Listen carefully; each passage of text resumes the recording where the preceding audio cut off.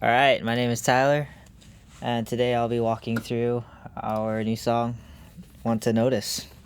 But I want to notice you are on your way down, falling out of control.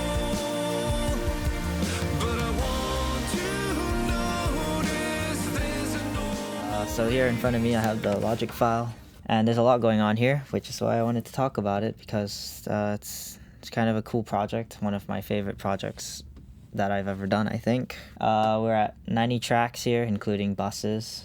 And there's a whole lot going on here. Generally, when I record music, I find that I like to do these one long takes. So, like, I'll play the bass line all the way for the whole song, as if it's a live take, or I'll play, like, the piano one shot for the whole song. But recently, I've gotten a little bit more confident to use tracks just for specific sounds that you need, even if it's one time or two times in the entire song. And so I think that's where this song kind of changed up my workflow a lot, and I enjoyed making this song.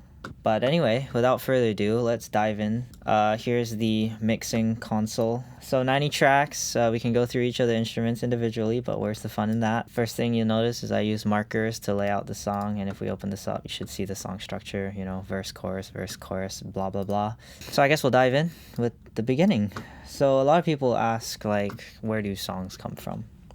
I'd say every song comes from a different place and starts in a different place. It certainly has a different journey. For this song, I actually started with the drums, which is not very normal for me. Here we go. Here's some drums. So actually, when I started the drums, I had this idea for a beat, and it was something like this.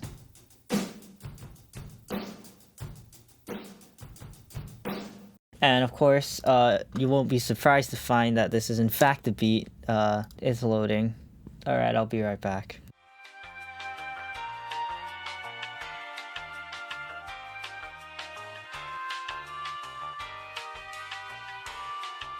Alright, that's good.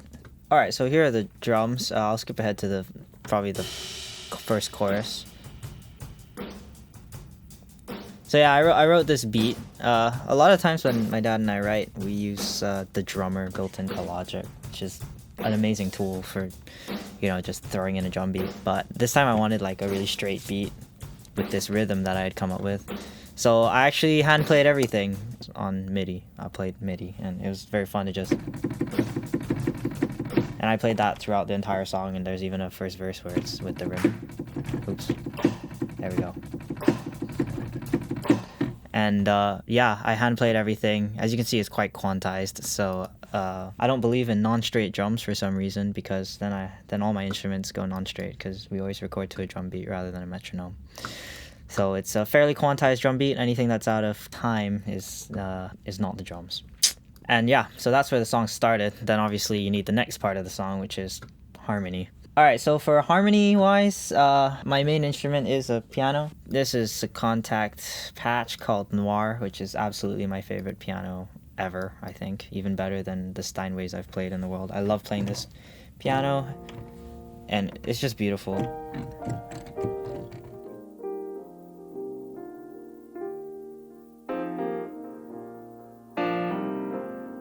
Obviously, it's better with the weighted keys over there, but never mind. So it's a gorgeous piano. I believe it's a Yamaha CX-7 that's been sampled. It's got a bit of extra hard color on it because I like the pop sound. And other than that, it doesn't have much else on it. It's got some built-in reverb, but very little. So yeah, when I was writing the chords, it did take me some time. Not all songs just fire out. I wrote this like 1, 2, 4 type progression, so it goes from 1 to the 4, or 1 to the 2 to the 4.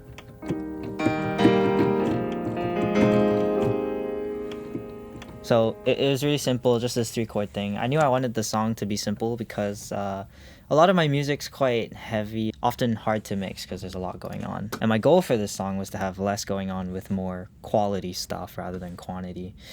You'll see later that didn't quite happen. So when the song started out, it was really just piano, drums, and then of course this bass line here, which you can all go and hear now.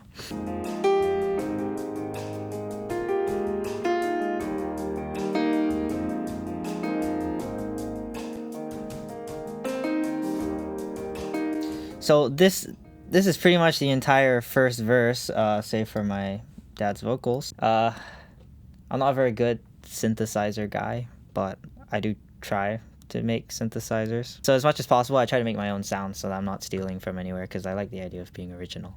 For this song, I started using a software called Vital. And here's Vital. So Vital is a completely free digital synthesizer, which, you know, free.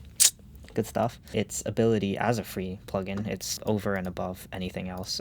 Honestly, I think it's better, and I prefer the UI.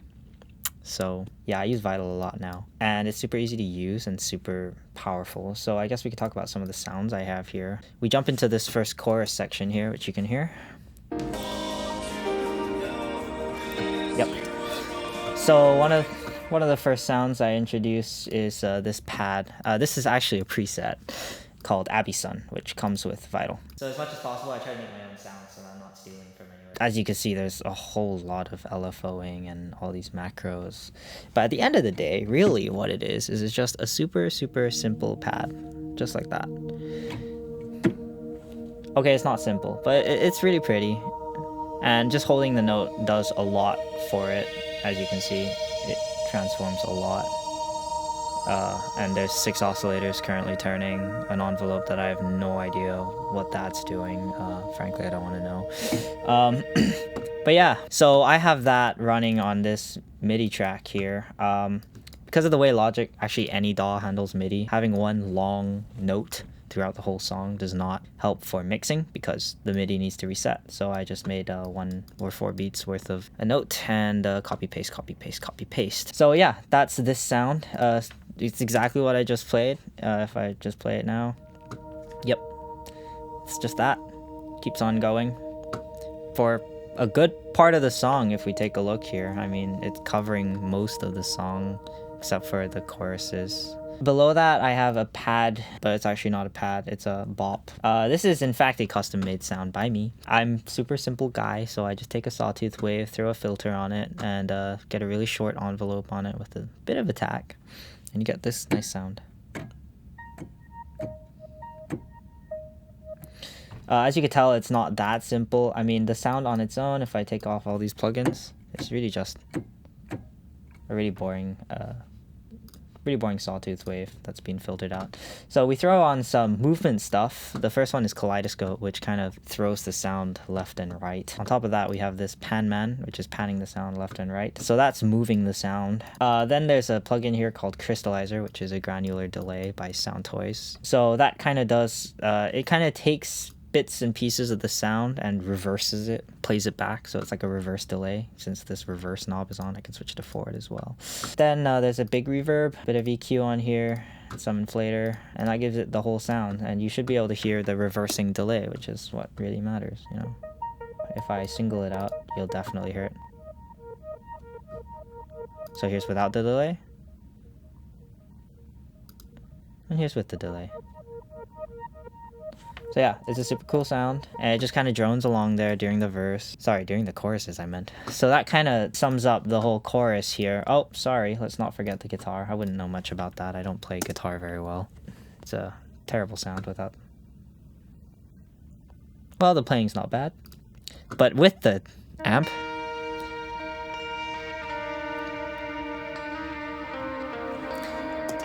So, yep, that sums up the chorus. It's just those 5 sounds, honestly, plus the drums. Super, super simple, but lots of layers with all the delays and the reverbs, and which takes us to the next verse. Now, this second verse is probably my golden child of the year. There's a lot going on in this second verse. So on top of Abby Sun, the bass, the piano, we actually throw on this wobble sound here. And this is a patch by a company called Output. But in this case, we're using Signal. So Signal is kind of like an oscillating, I want to say sample engine sort of thing. You'll hear it. Yep. So this oscillator drives the volume, which is cool. It adds some motion to the verse, which wasn't there in the first verse, and it's important to have layers of energy going on, so that's why that's there. You want to add energy as you go along. If you listen to the verse with like only the fun shit, There honestly isn't that much going on. It's a very simple. We can add in my dad singing too, because why not?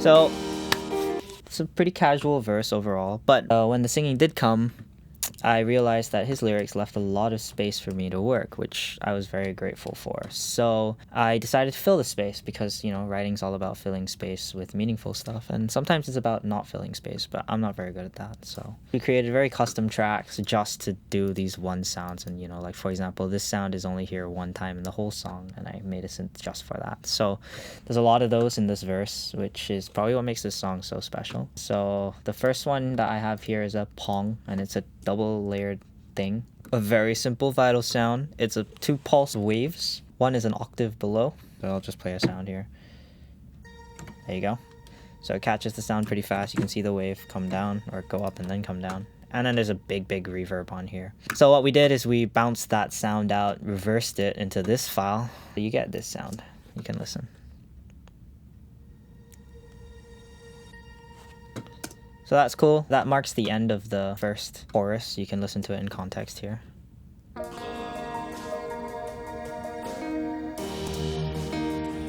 The second thing to appear, which is one of my favorite sounds, needs a bit of context. When I recorded this piano, it was all like one take, just swing it. Then this part came.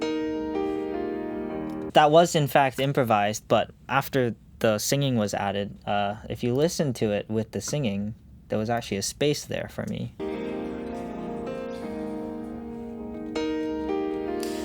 Didn't want that to get drowned out, so I decided to add a little something on top to make it stick out a bit.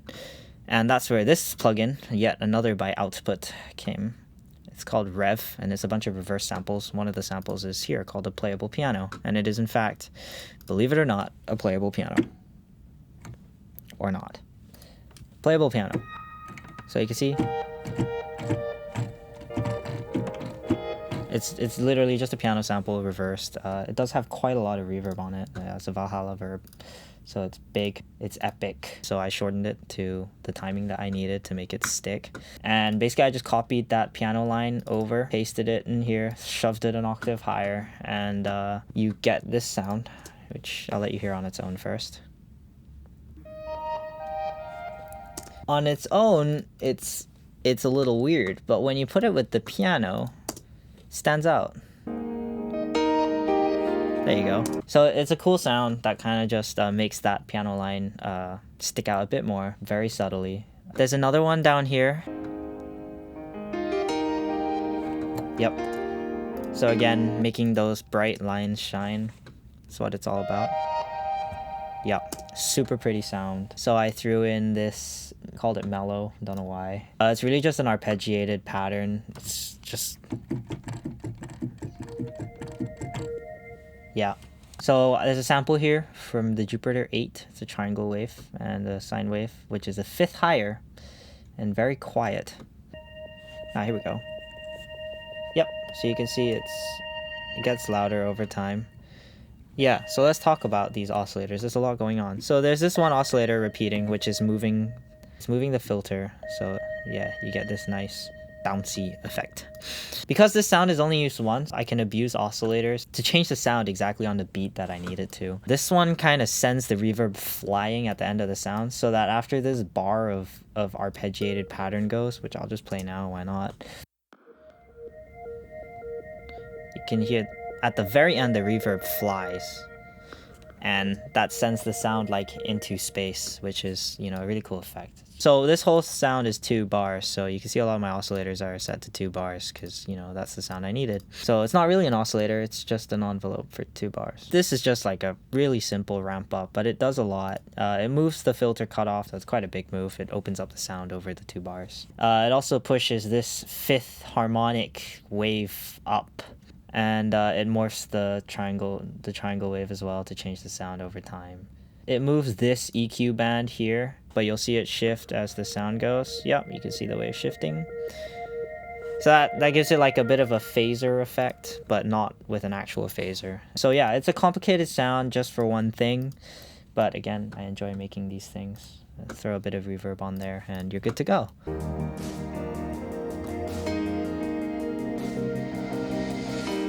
Again, another snare whack. Actually, this snare whack's very special. There's two parts to this snare whack, and again, it's a track just for this one snare in the whole song. So there's this snappy snare, which is just a Logic drum synth, really, and pretty sure if I press a note, it's just gonna whack the snare. Yeah, there you go. We threw a huge reverb on it, reversed it, and you get this cool sound. So that's cool. Then when you combine that with the drum beat, you get like this build up to the drop, the snare drop. Some people like to drop the bass, I like to drop the snare. Wow, there's a lot going on here. Moving on, we've already talked about the reverse piano, so I guess there's just this, I think it marks the whole second verse, honestly. If you don't know where that is, you haven't been listening to the song. This is a sound I made on my own. It's a Moog. If y'all know what a Moog is, it's a saw wave times 2. One is an octave lower than the other. Again, I don't make very complicated sounds because I'm not very good, but you know, it works. It makes the sound that I need. Here's another crystallizer. So yeah, again, we're having that reverse delay. If we listen to it on its own, you'll hear it. So it's like kicking back itself. We can just, here's it without any effects. Yeah, it's a pretty pathetic sound on its own. If we throw in the delay, you get the reverse kickback. It's throwing it from right to left. So as you're listening to the song, this sound starts here and kind of flows to your left ear, which is cool. And I suppose that leaves me with perhaps one of the coolest sounds here, which I'm pretty sure every EDM song has, but I made it special. Yeah, that's a nice sound. So the beauty about this sound is if you take a look at the MIDI file, it's one note for the whole thing, I promise. Yeah, scroll. Yeah, one note. And that's because Vital has this magical ability to change the note using an oscillator. Starting 44 semitones above this B flat, which is the 5th of the key of the song. It's in E flat major. And it's going 44 semitones above, whatever the hell that is. It's coming down on this scale. And if you look at this scale, it is in fact an E flat major scale without the 4th in it. So it's basically just doing a really fast descending E flat major scale. And if I turn off all the effects, that's exactly what you'll hear. So yeah, super pretty sound. There's a lot of other oscillators here. This one's cutting off the volume at the end of the bar because I didn't want it to overextend based on the MIDI note. This one is the one responsible for making this wave do kind of cool shapes. You'll see the shape change as it goes. Starts as a pulse, ends up as a triangle. And it also shifts this filter in, which kind of starts the sound really open when it's high and brings it in as it comes down. So it's like the sound's moving as it should. And the last one is the reverb. Just like earlier when we threw the sound out with reverb, here it is, sending the sound out with reverb. So it's making the sound really big. So that's that sound. There were a lot more of them, but they got cut out because they were too much.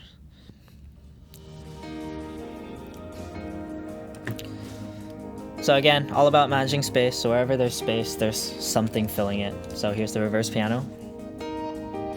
Yep. But you still need some space like there. And then there's the building up, the mellow sound, the arpeggiated sound. That kind of gets thrown out. Again, the reverse snare there, marking the end. Another reverse piano. My favorite sound in the whole song, I think. And here's that melody. After this, you can tell there's still a lot of space left over. So where does that space go? Well, fear not, for it is filled. And it is filled by these pink tracks here. I'm pretty sure I recorded into a microphone and just threw this EQ on. And you can see that's cutting out a lot of sound. And it like shoves you in a very tight, space, yeah. And the goal was to have this lo-fi kind of echo back, you know, from across the universe. Yes, this song's very universy. And then there's a whole lot of other things I'm sure my dad can explain. You know, huge reverbs and thing. But let's talk about the things I did, which is sing. So here's me singing. I sang these little libs off the voice. If you listen to my dad singing, you'll hear me echo it back.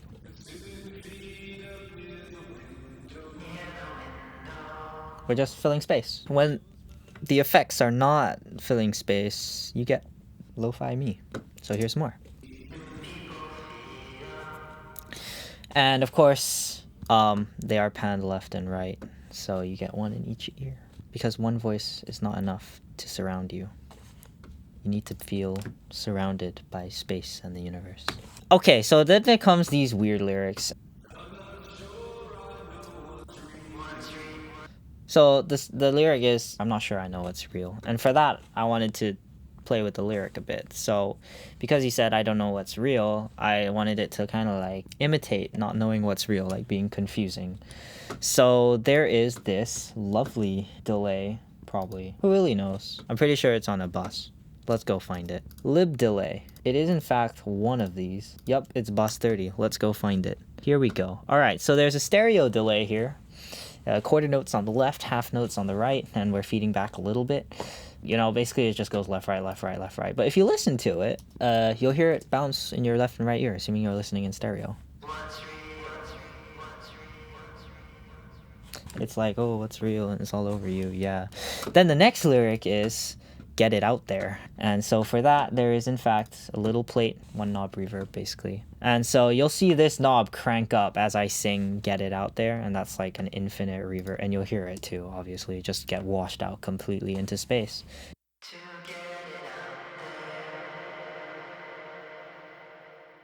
All these lines, by the way, are automation.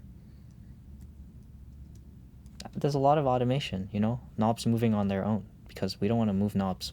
So we get the computer to move the knobs for us. So all that combined leaves you with the second verse, you know? I did miss out a couple instruments, which I feel like I should talk about. Let's talk about this one first. If you hear it in the second verse, depending on how good your musical ear is, there's this melody in the background.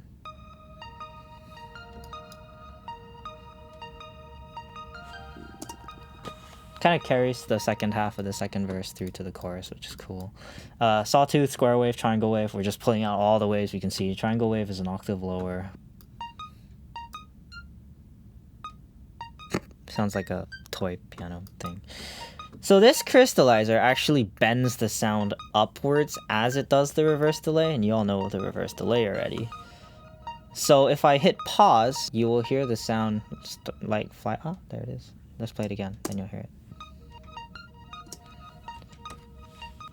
You can hear the sound rising. So that sound rising is this crystallizer. Every echo back that it does, it bends it up 15 cents. Anyway, this one here, you know, I feel like this song has a million ways of controlling how it pans around you. So there's this movement by output, and all it's doing is using an oscillator to bend the sound left and right. So it's like flying around you all the time, and it basically duplicates the sound. So there's two sounds. One is going left, right. The other is also going left, right. I mean, you can see the white line flying left and right. That should sum it up. And I suppose the last sound I should talk about is these strings. Another output patch called analog strings. And wow, how do I compare to Spitfire Orchestra? Analog strings is a library of digital synthesized strings, but why do I prefer them over actual analog strings? Because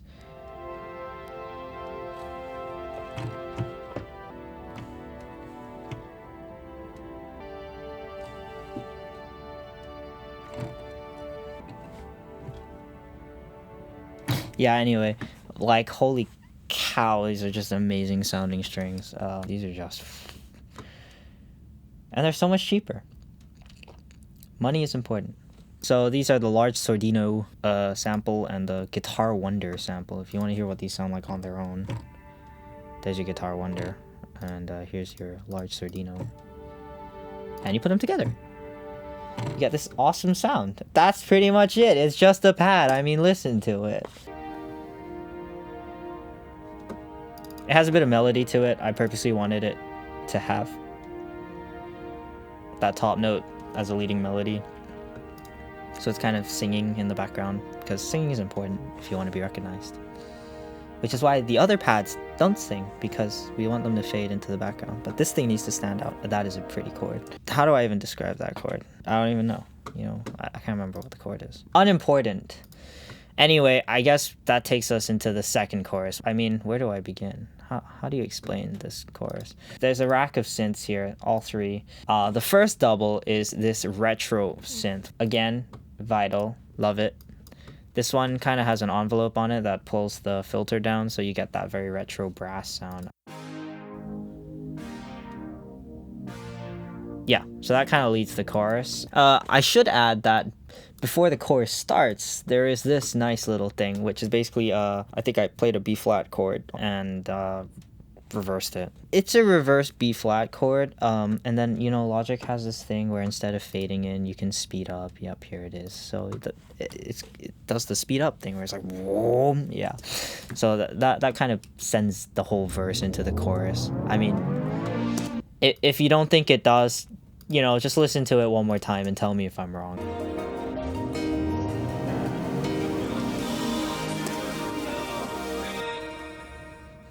Anyway, on top of that, we have a lot of other synths happening here. Hitting the second chorus, you need a whole new level of energy compared to the first chorus, and certainly the second verse, because, you know, it's all about energy management. I built all these extra synths to do the second chorus with. This is legitimately a serum patch. It's called Hypersol Layered. On top of it is an LFO tool. LFO tool controls the volume in an oscillator fashion. But, you know, it's the first time I'm using LFO tool, so I'm not really sure how to use it. So this saw, which I just showed you, is getting sidechained into this LFO tool, which is being triggered by this MIDI track here. And this MIDI track literally does nothing. Like, there's no sound, no nothing. It just plays MIDI notes, which triggers that wave. Its pattern is the same as the kick in the drums that I originally wrote, which later got morphed because you got to get creative when you're playing drums. You get very bored playing the same beat. Boom, tss, boom, boom, boom. Tss. The LFO tool, despite the drums being a little bit more than standard, the LFO tool is consistent in its side chain compressing, if you're allowed to call it that, I guess. If I bring down the volume of the sidechain start, you'll really hear it. Yeah, so that's how LFO tool works. There's an arpeggiator here, which is also controlled by an LFO tool, but not the MIDI. So it's basically just a really quick sound on a filter of a saw, and there you go. Yeah, it sounds like a string pluck thing. I suppose it's a pluck. The only thing that's cool about it, I guess, is it's got this stereo oscillator that controls the reverb. So, like, you've always got reverb only in one ear at a time, which is kind of cool. Yeah, and then Logic Pro is doing the arpeggiating for me because I'm a lazy MIDI writer. So there's this Bauer Motion on here that's kind of throwing the sound around. It's like the 6th plugin I think you all have seen to control pan. But anyway, more importantly, here's the LFO tool. This one is just straight force, you know, duck the sound. Here, I'll drop the volume, then you can really hear it. So that's cool. The last thing I guess I'll show you guys in this chorus is what I call the weird strings. Just listen to it. It's weird.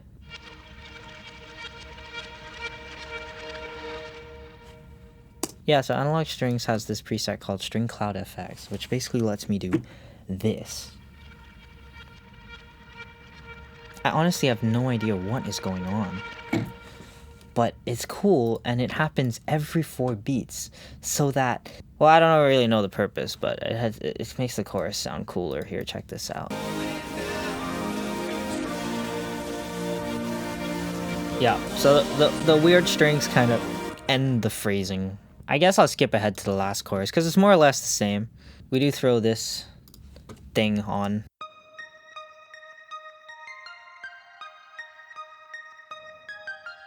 Melodies are important. Again, the rising crystallizer. Awesome. The thing that we added to make this chorus another step higher is my dad's guitar, which I can't play, honestly. Yeah, because there's this guitar solo running in the back of the whole chorus.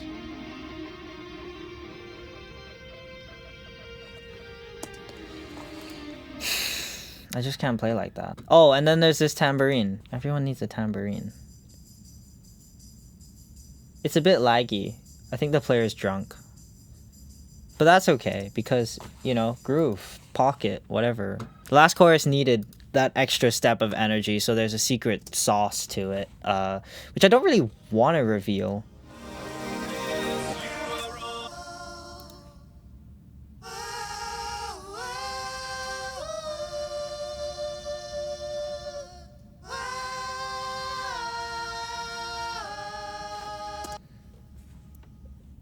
You will never ever hear me sing that high ever again. Yeah, there's 4 of me. I originally recorded 6, but 6 was too many because, you know, again, I record way too much. And it's just me singing really high notes to project high energy of that chorus. I guess with that being said, now we move on to the bridge. What can I say about the bridge? I mean, this whole song came to me pretty fast, like the whole 3-chord thing, and then the chorus came, and then I think I hit the bridge, and I sat there for a day going, I have no idea what I want to do about the bridge. And I think I whipped out the acoustic guitar because I've always wanted an acoustic guitar bridge. And I played something and it came out nothing like I wanted it to, and yet somehow worked with the song. So I know that you all enjoy the bridge very much, but you won't when you hear what I played for the bridge.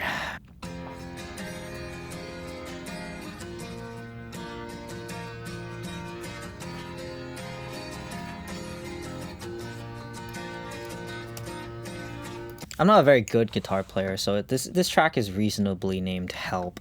And I played one on the left and one on the right because stereo, which he removed. So anyway, my dad went and replayed it because he's so much better at guitar.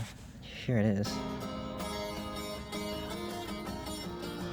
I mean, how much cooler is that than the whatever I played, honestly speaking. Yeah, why does the bridge sound like this? Great question. I know my dad likes soloing, so I thought, why not just write a super simple bridge, just 2 chords, you know, let him solo all over it, because 2-chord solos are so easy yet so fun. I mean, it's literally just the 2 minor to the 5. So I went and did that just for him, and he goes and sings.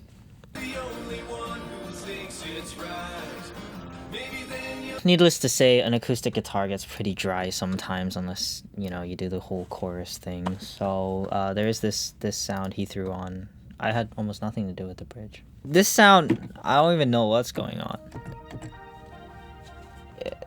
I think the crystallizer is what creates most of this sound, but it's just there in the back of the bridge making sound to make it a bit wetter. So the acoustic guitar doesn't feel so dry. Yeah, so that's cool. Then the solo finally does come, so I'm not disappointed. Abi-sun has returned. And of course the guitar solo is not me. If I have to explain that, you should just watch me play guitar. That's the whole bridge. That's actually pretty much the whole song. Save for, you know, the nicest part of the song, which is the outro, which I guess we should talk about. It's a bit special. So I've never actually written an outro like this, but I was inspired by an anonymous song. There is a very good song that has a lo-fi outro, and if you don't know it, okay. So if you haven't noticed, there's 2 piano tracks, right?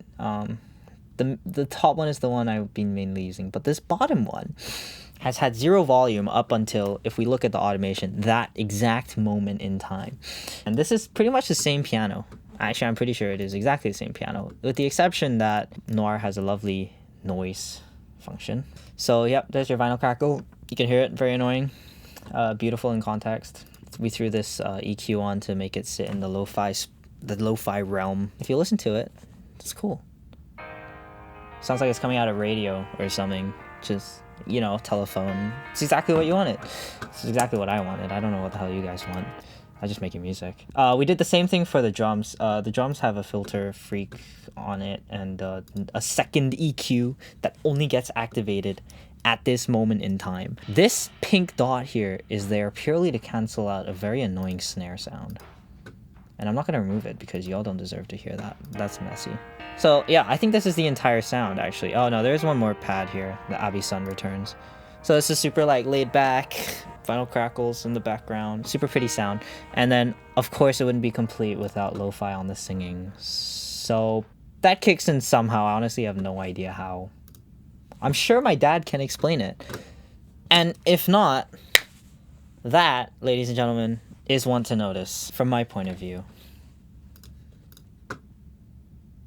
Yep.